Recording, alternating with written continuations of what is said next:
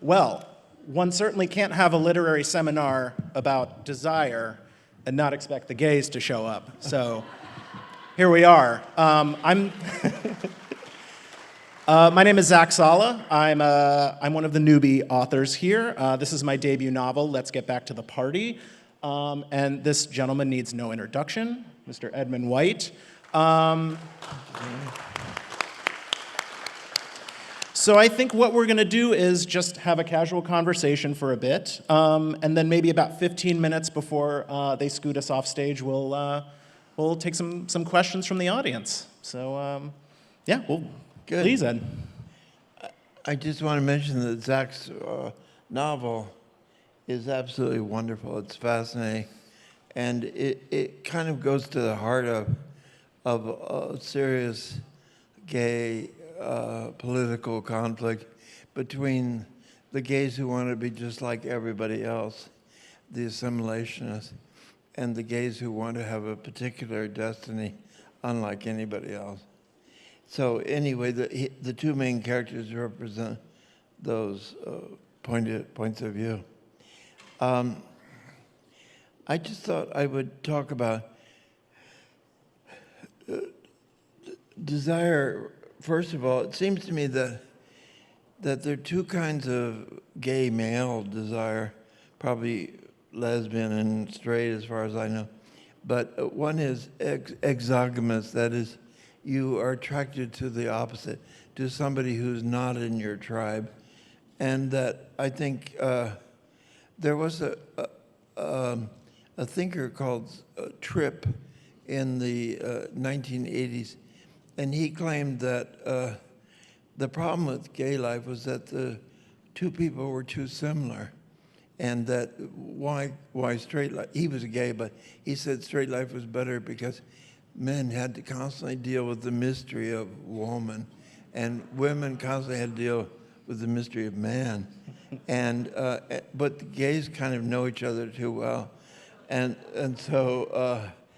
But I think that he said that gays could sort of compensate for this terrible similarity by being of different ages, different races, different languages, different cultural backgrounds, and in the roles they played in bed, and maybe something like Christian or Muslim. I mean, all those cultural differences, he felt reconstituted the original conflict between male and female.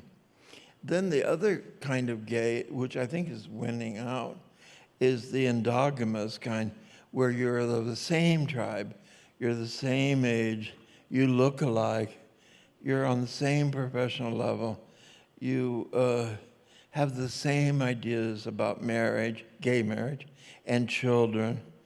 You have the same sex practices, or at least corresponding ones, and you have the same ideas about open marriage, about the frequency of sex that you should have, and so on.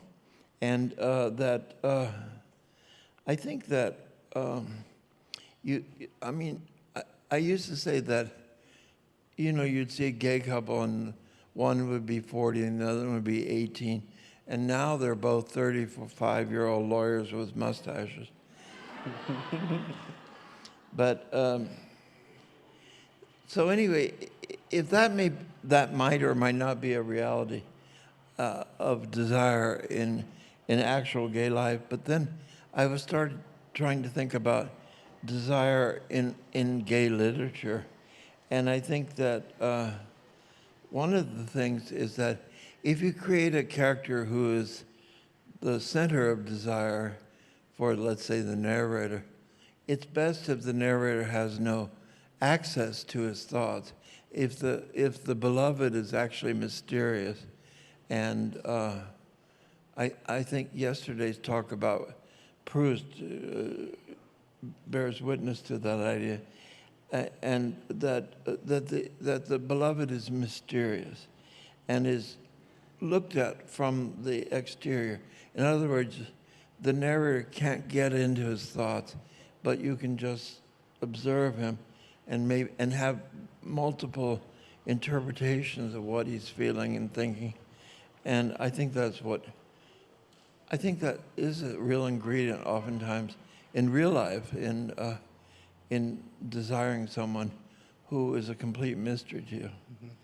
And another thing is, I thought that in literature, oftentimes the desired character has one physical characteristic that the writer returns to again and again. Let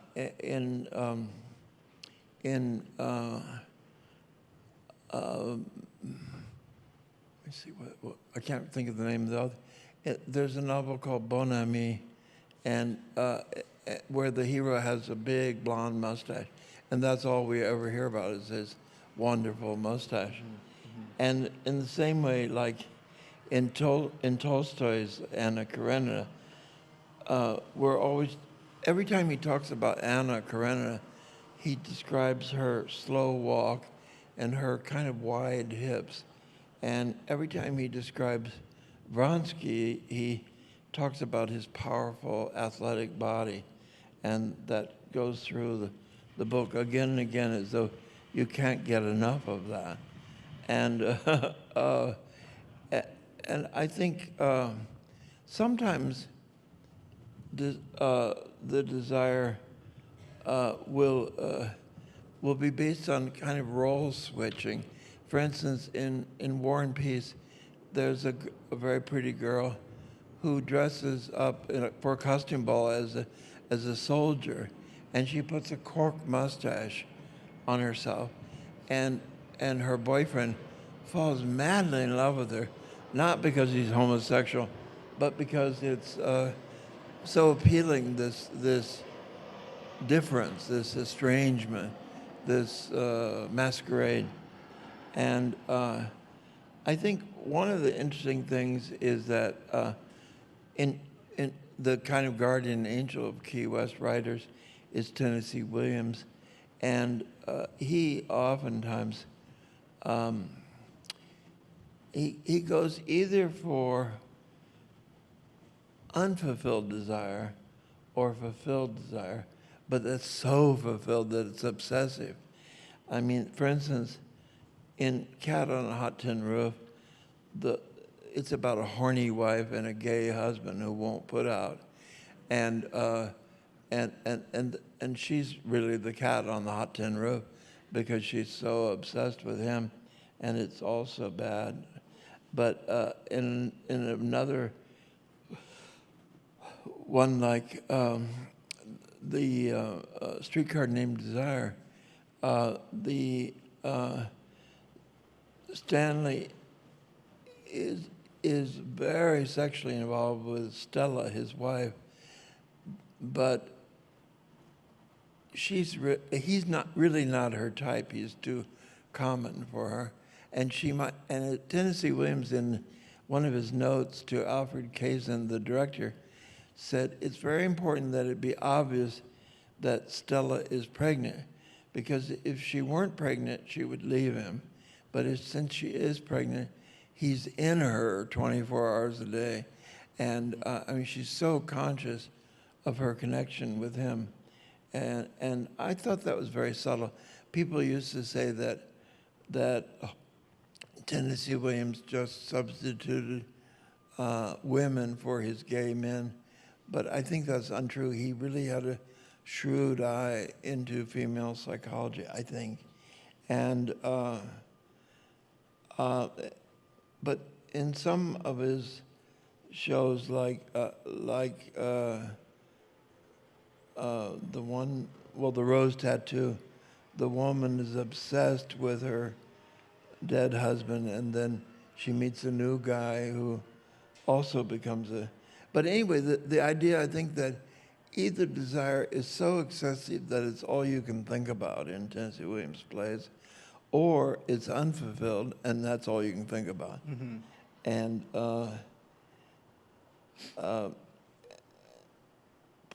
Proust really suggests that desire vanishes when it's fulfilled, and that often you fall in love with somebody who isn't even your type.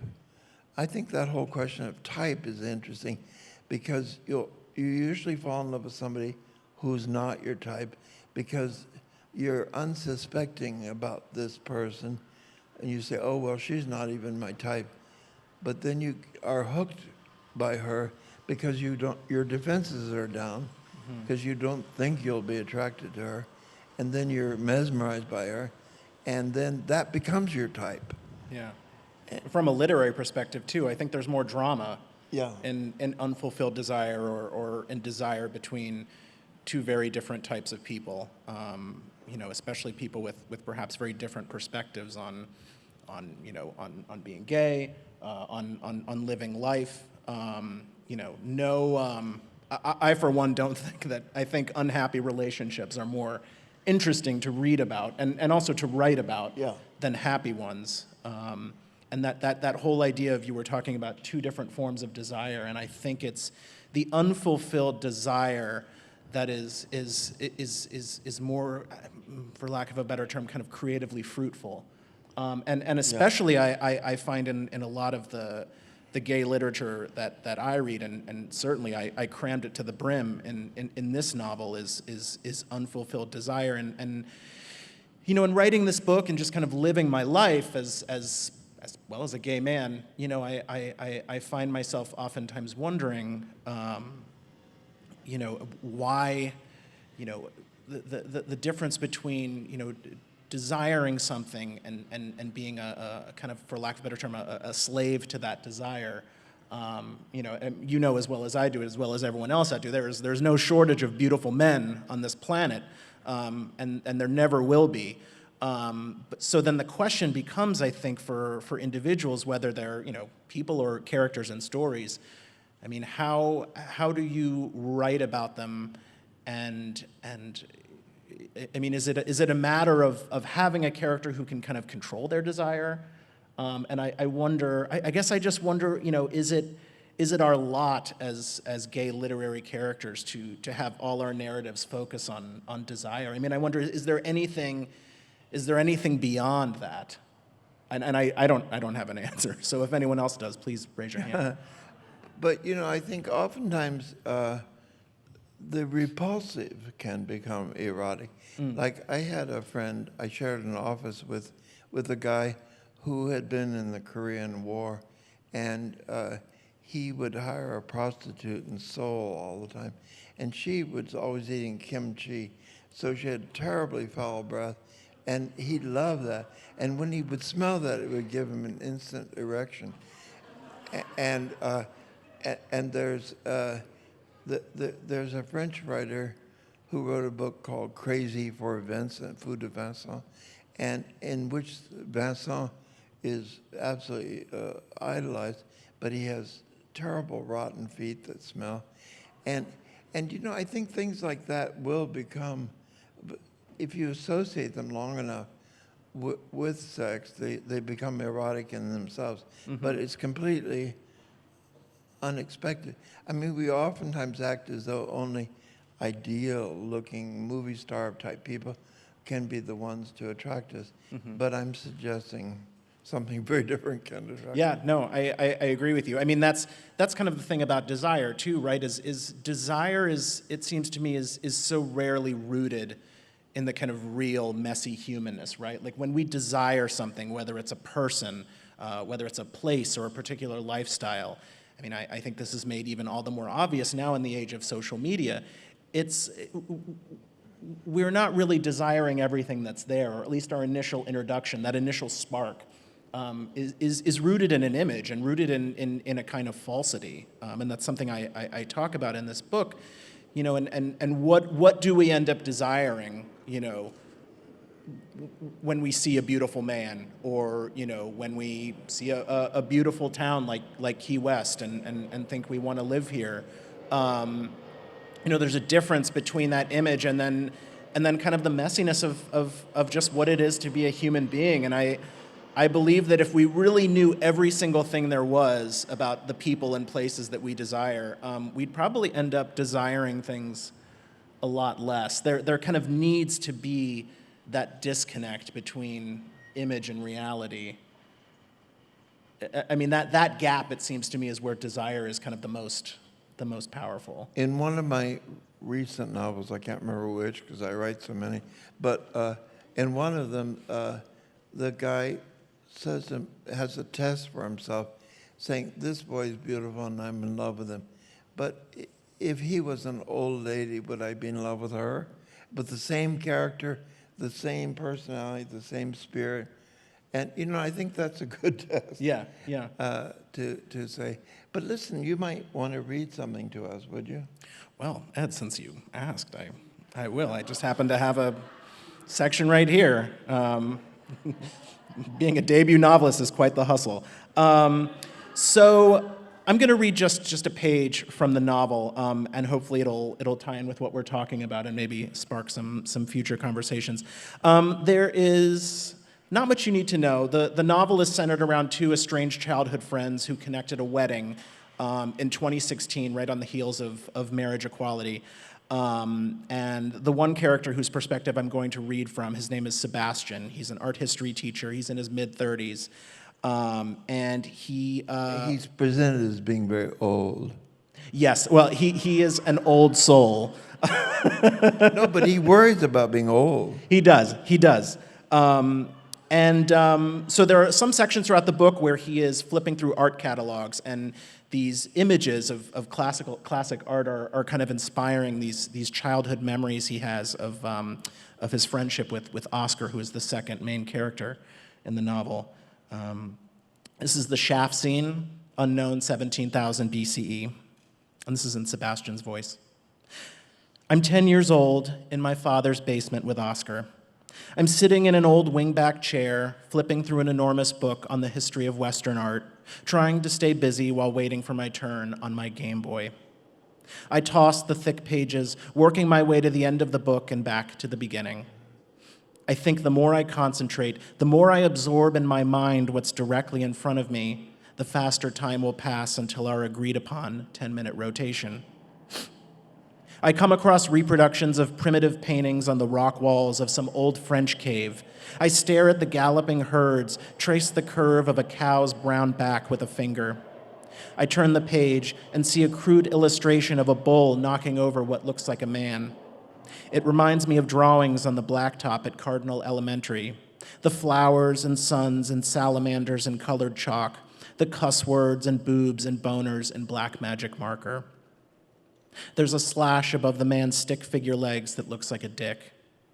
Below the image is a caption, photograph of walls in the shaft of the dead man at Lascaux Cave. I look up at the back of Oscar's head, the neck poking out from his sweater, the hair like the fuzz on my father's tomato plants. I ask, is it my turn yet? No, Oscar says, I haven't died. Possessed by an uncanny, inexplicable compulsion, the same one, perhaps, that must have propelled these ancient cave people to decorate their ancient cave walls. I want to reach over and place my hand on Oscar's neck, to touch each individual hair, to feel that secret warmth. I want to fall in Oscar's lap and curl up kitten-like in those long arms. Considering how much time we spend together, how often Oscar's at my house on weeknights and weekends, it makes a strange sort of sense to me. I'm going to piss, I say. Whatever, Oscar says. I rise from my father's chair, then to pretend to trip on the hassock. I drop the art book on the carpet and throw myself awkwardly onto Oscar's back. Shit, Sebastian, he says. My game. I know I can't stay here for long. It's dangerous. This isn't what two boys are supposed to do. Maybe brothers, certainly not friends. Pushing up against Oscar's shoulder blades, I brush my lips against the back of Oscar's neck, feel the tickle of near-invisible hair. Oscar stiffens, then he shoves me off. Stop that, he says, then, weirdo.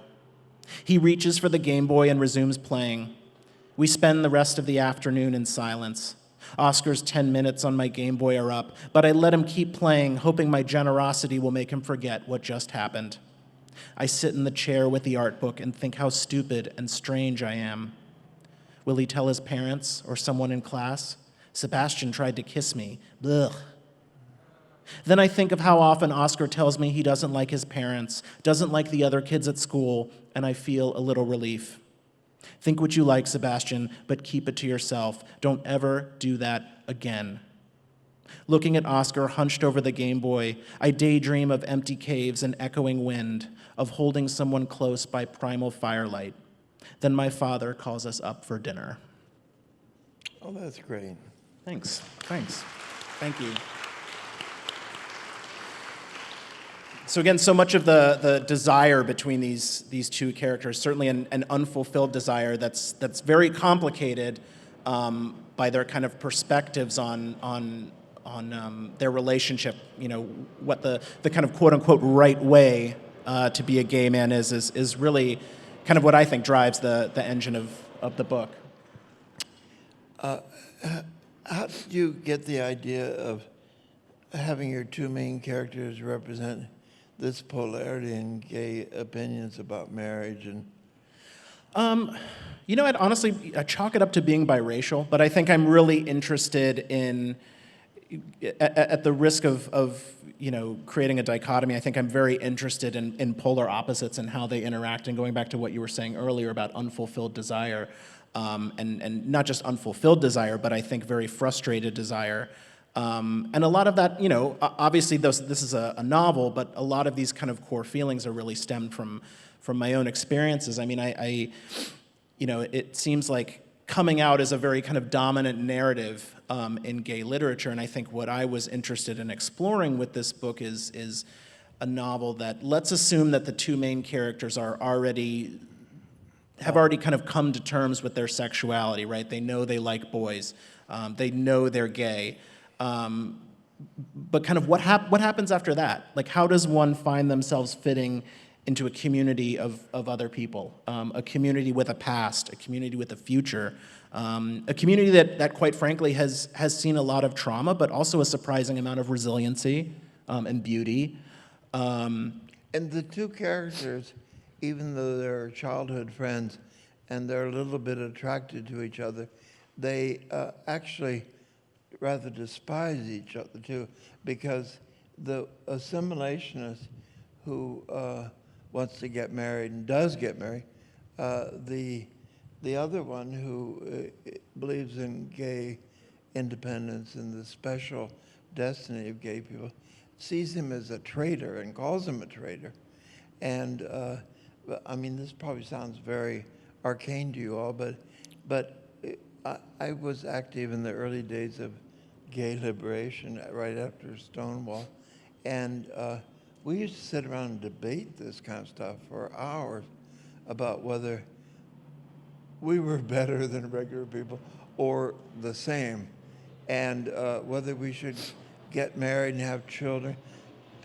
What sounded very bizarre in 1969, that two gay men would want to get married and have children, because we thought that we were escaping all the terrible things of straight life, like being inducted in the army, and or having a mortgage, and now we can't avoid that.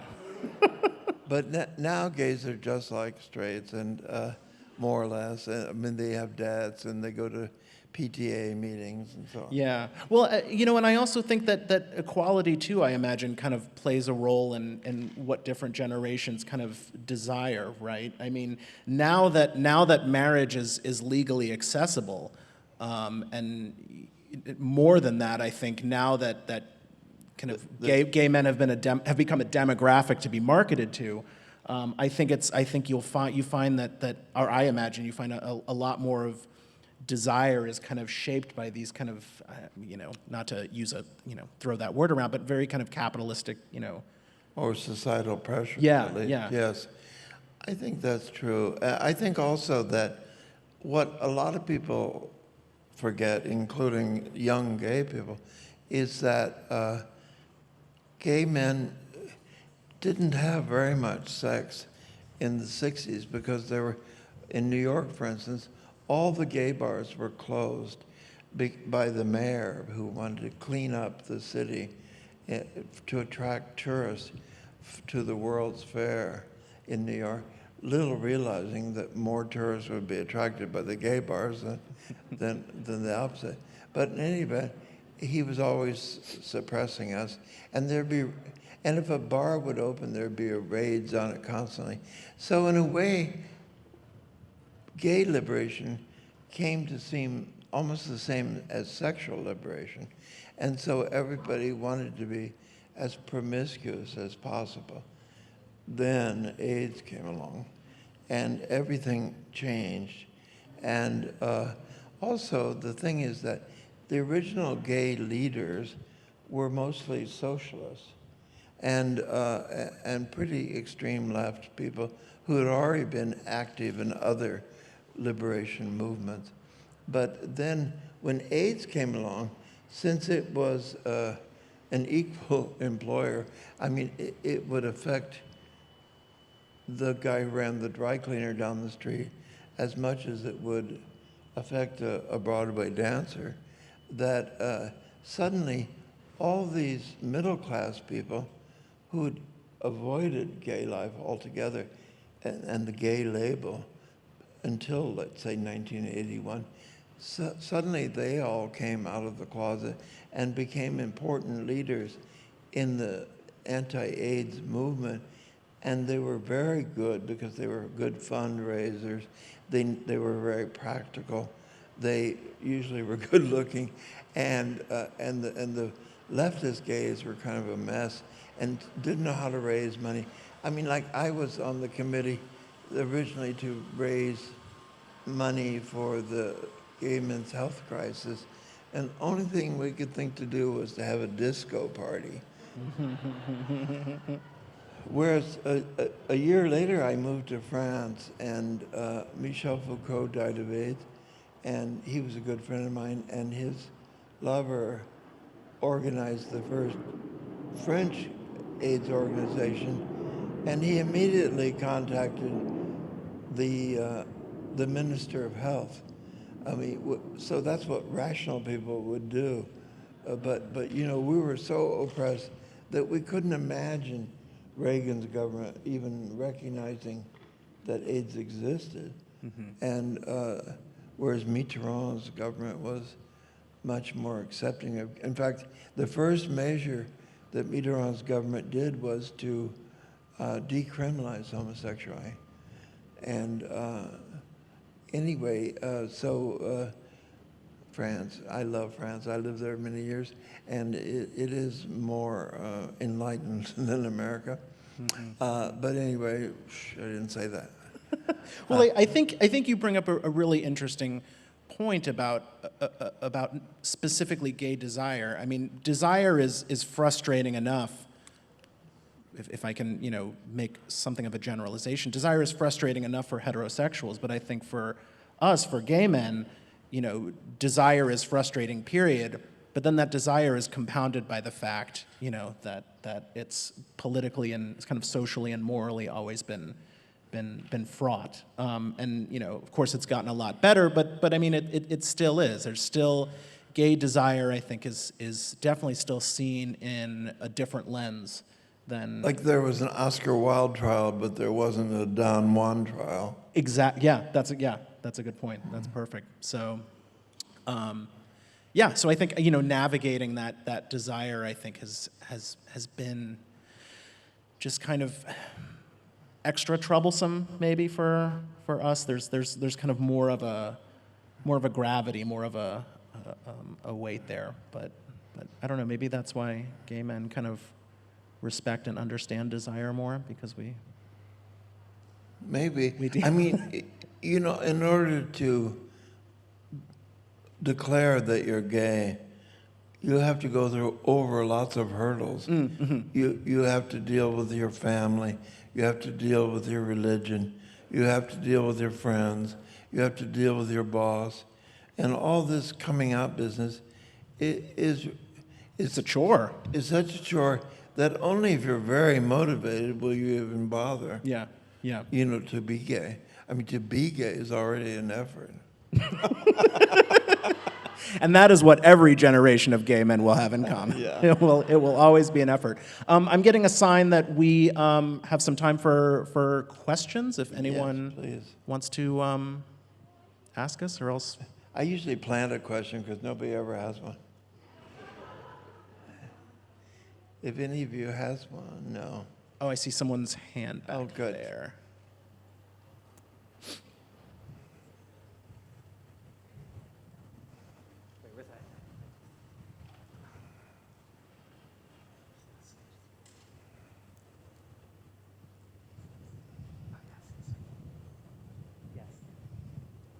So at the risk of being a little controversial, so those of the audience who are not gay, who are writing about gay characters, I think we are finding when we submit something for publication or to an editor, we're getting, oh, well, you can't write about that character, you cannot have that character in your story, in your novel, in your poem, whatever. Which to me just strikes me as crazy. It's another form of censorship because we live in a world where there are many people who are different and from ourselves. Like if I wrote about, white middle-class lawyers, it would be incredibly boring. And so if everybody in my book was a white middle-class lawyer, that would be terrible. And so what is your advice in terms of either preparing your manuscript? And this doesn't only go to gay characters, but it also goes to characters who are multiracial, who are of a different race than the author. Yeah. And there's a lot of that, and it seems like I truly understand the Own Voices movement. But I also wonder, okay, well, I'm kind of stuck in this white body now. So what do I do about that to not seem like this is not acceptable to an editor or a publishing house? Well, I think you put your finger on one of the great absurdities of our day, which is that, like for instance, I've just written a play about a sex change, but unfortunately I haven't changed my sex, so I'm not considered qualified to write that play, even though I constantly conferred with a friend of mine who is a sex change, and it seemed to me like a wonderful subject. I mean, a young wife comes home, they have to her husband and they have a baby, and she says, "I am going to become a man." And then the rest of the play is about dealing with that, the anger, the acceptance, whatnot. Anyway, I thought it was a good subject, but as you say, you're not allowed to write that kind of stuff. And now, like for instance, my last two novels have been submitted to this indignity called a sensitivity reading, where somebody really? is paid money to read your book and say, "I think this might hurt somebody's feelings." I find that quite troubling, that you've been passed on to sensitivity readers. The thing that I always find very troubling or kind of quote-unquote problematic about that term is, whose sensitivities are we talking about? Sensitivity is so incredibly subjective. I mean, what offends me might not offend any of you, and vice versa. And yeah, that's and if they're even doing that to the great Edmund White, I tremble to think what. No, I mean, I'm submitted to every indignity. Anyway, as far as, like my sensitivity reader for my most recent novel that's coming out in a week from now, I got off lightly because she was obsessed with, I had a scene where a young woman is abused sexually by her uncle. And this was the specialty of the sensitivity advisor. So she wanted me to add 20 pages to all that, all about the uncle grooming the girl and everything. So I tried to be nice, and I did. I added Okay. all that. Are you allowed to push back at all? I mean, I feel I'm new at this, so I know I probably can't, but I'm surely you can. No. Well, I did with the previous book called A Saint from Texas, where they had the strangest quibbles. I mean, I guess everybody in this room understands it, but I'm 82, I didn't get it. So, like, you can't say a Mexican, you have to say a Mexican person. What? You know, it turns out there are all these strange rules. Does that make sense to you that you can't say a Mexican? I mean, So I get the sense you have permission from Ed and I to write about gay men, I think. Is she allowed to, do we give her permission to write about gay men? The person who asked the question? oh yeah, well, yeah, I mean, anyway, I think your question is very interesting. And I don't know how to defend yourself. I mean, you could say, I remember there was a famous gay intellectual who was actually a straight woman. And somebody at Brown, where I used to teach, said, "How dare you talk about gay men when you are a straight woman?"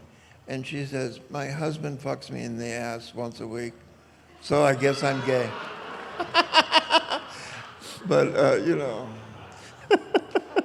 So it's all about doing research, basically. I mean, as long as you do some amount of research, then I think you're fine. Any other questions? You guys can hear me, yeah. I had just a quick follow-up, probably, well, for both of you, but dovetailing on Edmund's talk about how the conception of what it is to be gay and what are the ideal desires of the gay community to have and for society as a whole to have, what would you guys guess, and you can hypothesize, are the desires and the ideal desires of today that we're going to look back on in 20 years and say that was foolish, foolhardy idiocy? Oh, wow. I guess it's my turn to go. I mean, that's a brilliant question. Thank you for asking it. Unfortunately, I feel like my answer is not going to be a very romantic or very intellectual one, and that when it comes to kind of navigating one's own personal desires, be they part of a community or part of human civilization, my kind of knee-jerk response is who cares? Like, you've got to, you do what works for you. And that kind of conflict of desire and place, I think, and kind of communal destiny is very interesting from the perspective of creating a work of art. But when it comes to our real lives and gay identity, I just feel like you have to do what works for you, Like, if open relationship, closed relationship, marriage, not marriage, I really think it's important to treat a lot of the facets of gay community as a la carte. It seems to me that the only requirements of anyone who identifies as gay, and feel free to throw your water at me if you think I'm wrong, is to be out and proud when and where possible, and to recognize that one is part of a community, as I said, with a history and a future. And as for the rest of it, I mean, take what you want and leave the rest behind. You're the only one who kind of lives your life and lives in your body. So, I think, like, in 50 years, there won't be gay people anymore. I think that everybody will be bisexual. And I think that it already seems terribly old-fashioned to me to say I'm gay. I mean, I just think, well, my last two novels, the characters are polyamorous, and I think that's what people should be. well, sexuality is fluid, right? Like it kind of defies categorization. Yeah. But what were you going to say? Somebody had a remark? No. Yeah, that's interesting that those kind of categories won't exist. I mean, I just wonder, like, doesn't it already sound kind of old-fashioned to you? Like, I'm gay? Yeah, as kind of a declarative statement like that, yeah. Well, I yeah. mean, it excludes half of the human race, but I think the same way with straight men. When I was a boy in the 50s, straight men were oftentimes having gay sex because it was easy and available, and there was no AIDS, and nobody cared about it, and it was secretive. But then once gays came out and started propagating their own label, and then AIDS came along, and the disease threshold became so high, it turned out that only 3% of the population would want to call themselves gay, and all the straight men who had experimented with it all ran back into the closet. And so anyway, that's my theory, but nobody else believes it. Do we have any other? We have time for one more. Okay, yeah. So I think we are looking at it very much from a Western perspective. So if we are looking at Islam and its influence, growing influence in the world, do you think this will change our progress or not? Well, he is Islamic. Yeah, do you think so? Oh, what was the question? I'm sorry. Do you think Islam will change our attitudes? Or? Oh my gosh. Well, I mean, I don't identify as Muslim. My father is. I'm a card-carrying atheist. But do I think that culture will change? I think. I can't speak for the entire culture, but I can tell you this about my own father, who, when I came out to him in 2005, I came out my second year in grad school, and I was committed to just doing it in a rush. I came out to all my family and friends in a matter of a couple weeks because I just wanted to get it over with.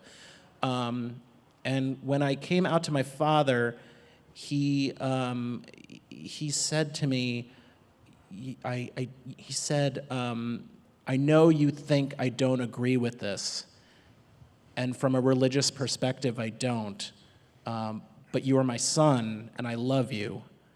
And that to me, I mean, I can't really speak to matters of faith because I'm not a believer, and that's everyone's kind of personal journey. But I think what my father said to me that day was It's very noble. I think what every person who comes out as gay or queer wants to hear from their parental figures. And so to go back to your question, in that moment, it seems to me that yes, that Muslim culture changed, at least on that individual level. And if there can be more parents like my father, then yes, I do think that's possible. I mean, the odd thing about Muslim culture, and I've spent a lot of my life in Morocco, Egypt, Syria, different places, is that almost everyone is gay, but if you say you are, they push you off a cliff. Yeah. No, yeah. I mean, I reference this in the novel. I think it was maybe 10 years ago, there were some very startling photographs in Time magazine of I think it was ISIS. Someone fact check me on that. I think it was there's the famous photograph of the two gay men in Iran being blindfolded and getting ready to be hanged. And they were adolescents. Yeah, they were quite young. And then there are the images of gay men being taken to the top of buildings and pushed off of roofs. And not only that, if you survived the fall, there were people down there to stone you to make sure that you were really dead. You were really dead. So happy Friday, everyone. Yeah, but I mean, the funny thing is, like in Egypt, let's say, men can't get married usually. They don't have enough money to get married until they're about 30. And respectable women are all virgins. So if they're going to have any sex at all, it's going to be with American tourists. And they have a lot of it. But if you say it, off you go, off the cliff. Yeah. Yeah, which I mean, all the reason for us to be to continue to be brave and resilient, and why there will kind of always be this, like I said earlier, this kind of added weight over how gay men express desire, and that writing about it and being as explicit about it as possible can not just be arousing, but can also, I think, be Liberating. a kind of liberating and an act of political will, and maybe even a tiny revolution that says, we're here and we're going to talk about bulges, and you're going to like it. Good. Well, thank you all very much. Thank you all very much.